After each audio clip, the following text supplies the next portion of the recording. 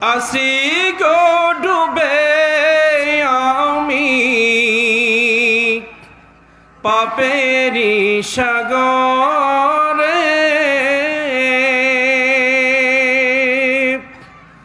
না জানি কি হবে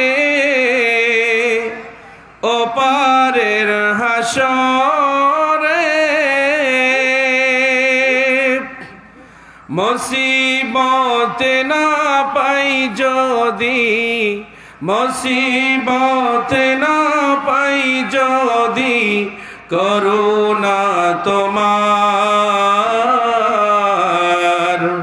কবরে হাসরে কি হবে আমার, কবরে হাসরে কি হবে।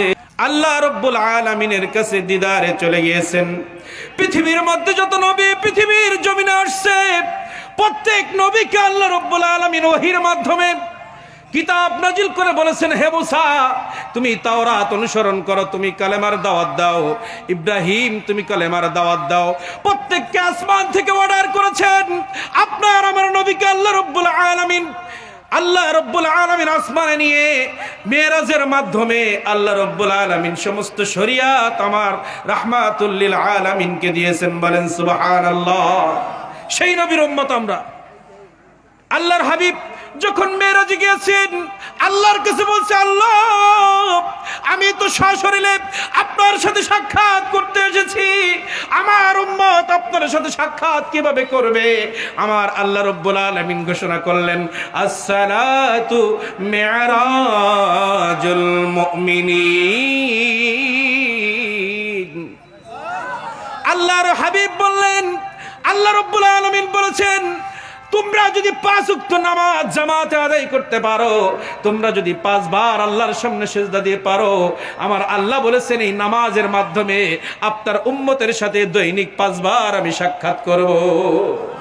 একটু খেয়াল করে দেখি, তুরস্কের দিকে, সিরিয়ার দিকে আজকে হাজার হাজার মানুষ ওই বিল্ডিং এর মিশ্রে পড়ে চাপা পড়ে চিৎকার করে একবার আল্লাহকে বলছে, আল্লাহ তুমি একবার আমাকে বাঁচিয়ে দাও, আমি আর কোনোদিন নামাজ কাজা করব না, তুমি একটিবার আমাকে বাঁচার সুযোগ করে দাও, জীবনে শত সম্পদ আছে আমি তোমার রাস্তায় ব্যয় করে দিব, তুমি একটিবার আমার বাঁচার সুযোগ করে দাও, আমার সন্তানকে আমি হাফেজ কোরআন তৈরি করব।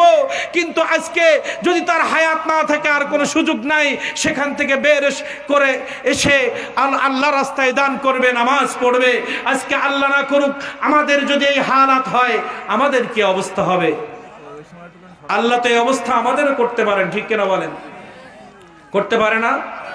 আজকে দেখেন ছোট ছোট শিশু আজকে হাজারি করছে মায়ের জন্য। 2টা ছোট বাচ্চা, একটা বড় মেয়ে একটা ছোট মেয়ে, মা নাই, ছোট বাচ্চা দুধু খাবে, সে তো মায়ের দুধু খায়। ছোট বাচ্চাটা বড় বোন যে মুখ টাগলা করে এই দুধের কাছে ছোট মেয়েটারে নিয়ে বলছে, এখানে মুখ দিয়ে দুধু খাওয়া ইশারা করছে। মার এই চোখের পানি দেখার পৃথিবীর কেউ নাই।